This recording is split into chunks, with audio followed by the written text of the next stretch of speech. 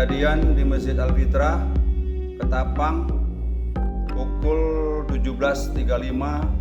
Ada seorang perempuan menaiki Honda Beat,